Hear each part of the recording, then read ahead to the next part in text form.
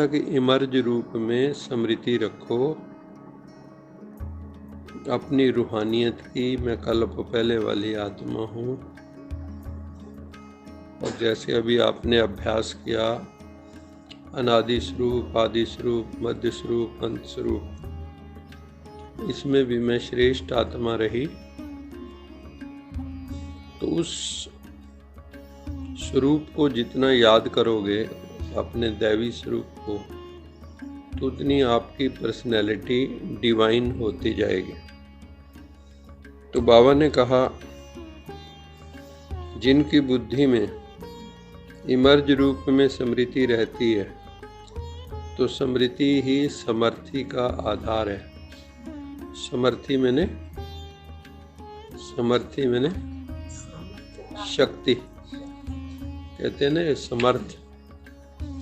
समर्थ होता है जो शक्तिशाली है, जो योग्य है, जो उस काम को कर सकता है। कहते हैं ना करने में समर्थ है। समर्थ वही होता है जिसमें करने की शक्ति होती है। तो बाबा कहते हैं कि स्मृति ही समर्थि का आधार है। और जहाँ स्मृति है वहाँ माया, जहाँ समर्थी है वहाँ माया आ सकती है क्या? नहीं। समर्थ आत्मा के पास माया का आना असंभव। मेहनत करने की आवश्यकता ही नहीं। माया का काम है आना, लेकिन आपका काम है समय प्रमाण। बाबा ने कहा भगाना भी नहीं। माया आई और भगाया नहीं, आपका काम है सदा माया जीत रहना।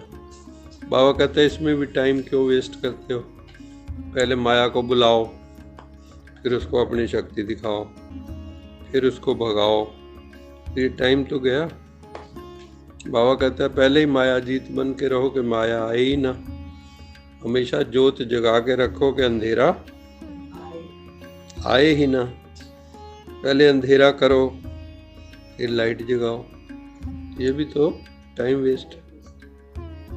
तो बाबा कहता है आपका काम है माया जीत बन के रहना। तो माया जीत हो या माया को बार बार भगाने वाले, अभी भगाना पड़ता है। थोड़ा थोड़ा माया दर्शन देने के लिए आ जाती है। डबल फॉरनर्स ने माया को सदा के लिए भगा दिया या भगाते रहते हो? क्या हाल है? माया सदा के लिए भाग गई? अभी नहीं आएगी ना। कि थोड़ा थोड़ा आए तो कोई हर्जा नहीं। फिर भी आधा कल्प की दोस्ती है, फ्रेंड है माया आधा कल्प की। उसको ऐसे ही कैसे छोड़ देंगे? बाबा कहते माया आवे ही नहीं। सुनाया ना कि समय समाप्त होने के पहले बहुत काल का माया जीत बनने का अभ्यास चाहिए। लंबे समय तक कोई भूल ना हो, लंबे समय तक किसी विकार के वश में ना हो, तब कल्याण होगा। तब वहाँ लंबे समय के लिए राज्य मिलेगा।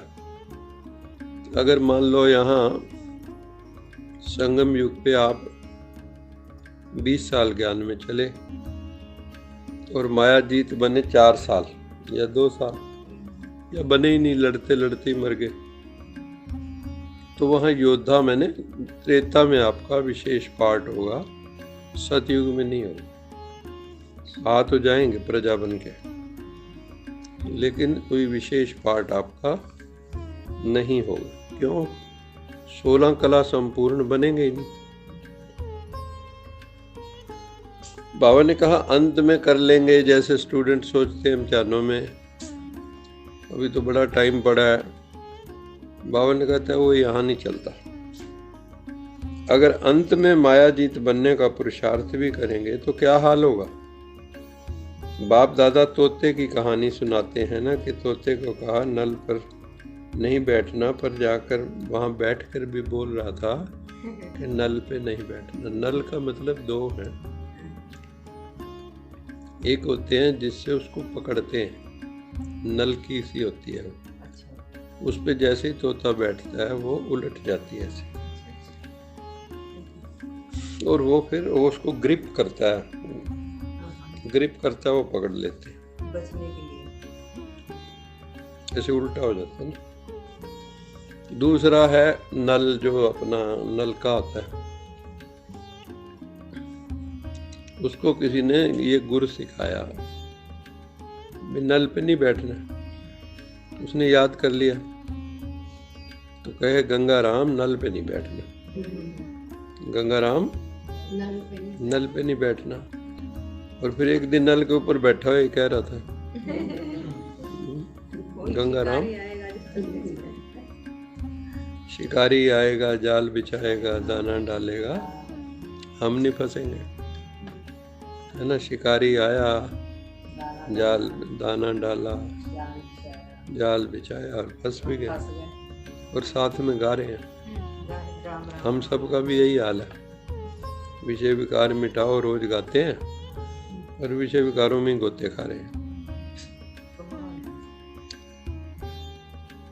ऐसे ही अंतकाल में अगर बहुत काल का अभ्यास नहीं होगा तो मन में सोचते रहेंगे मैं आत्मा हूं, मैं आत्मा हूं, लेकिन आत्मा में टिकेंगे नहीं, समझते शरीर ही रहेंगे अपने, लेकिन माया का प्रभाव भी होता रहेगा, और कोशिश भी करेंगे मैं आत्मा हूं, मैं आत्मा हूं, लेकिन होगा ही नहीं। इसलिए क्या करना है, अभी से मायाजीत बनने का अभ्यास कर, और उसका सहज साधन है अपनी रूहानी पर्सनालिटी को स्मृति स्वरूप में रखो। अपनी रूहानी पर्सनालिटी हमेशा याद रहे। पर्सनालिटी वाले की निशानी क्या होती है? जो ऊंची पर्सनालिटी वाले होते हैं उसको कहाँ भी किसी में भी आंख नहीं जाएगी उसकी,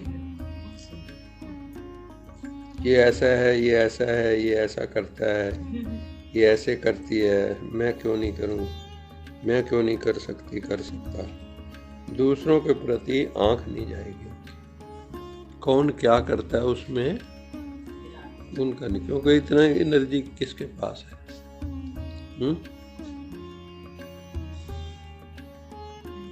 संगम युग तपस्या काल है, इसमें टाइम वेस्ट करना, कौन क्या करता है, हम उनके फॉलोअर हैं क्या? नहीं, परमात्मा ने ये ड्यूटी दे के थोड़ी भेजा है कि हम इसको देखें, इसको देखें। तो बावन का जो रॉयल होते हैं, जो रूहानी पर्सनालिटी में स्थित हो जाते हैं, वो इन छोटी छोटी घटिया किस्म की बातों पे ध्यान नहीं देते। रूहानी पर्सनालिटी वाला सर्व प्राप्तियों से संपन्न है, स्वभाव में भी, संस्कार में भी संपन्न, संबंध संपर्क में भी भरपूर। वो कभी अपनी प्राप्तियों के भंडार में कोई अप्राप्ति अनुभव ही नहीं करेगा। क्यों? रूहानी पर्सनालिटी के कारण वो सदा ही मन से भरपूर होने के कारण संतुष्ट रहता है। आंख दूसरे की प्राप्ति में तब जाती है जब अपने में अप्राप्ति अनुभव करते हैं। बहुत बढ़िया बात है।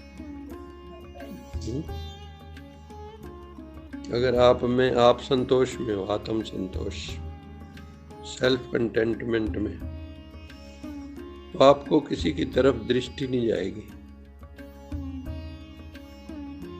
लेकिन आपको अंदर अप्राप्ति लग रही किसी चीज की, तो आप फिर इधर उधर झांकोगे।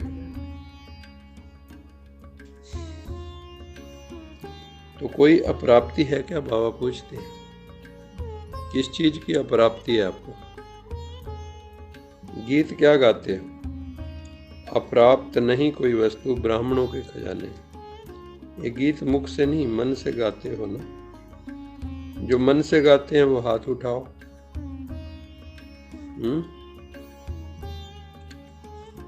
कहते हैं ना, परवाह थी पार ब्रह्म में रहने वाले परमेश्वर की, वही मिल गया तो और क्या चाहिए।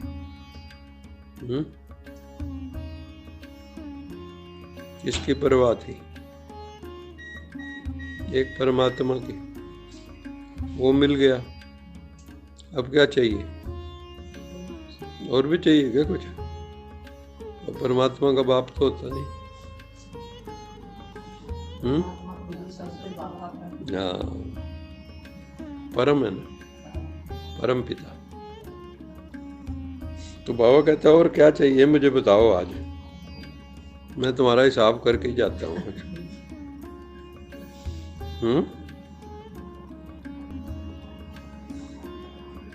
वो हाथ खड़ा करो जो मन से गीत गाते, आत्म संतोष। अच्छा, डबल विदेशी भी गीत गाते हो?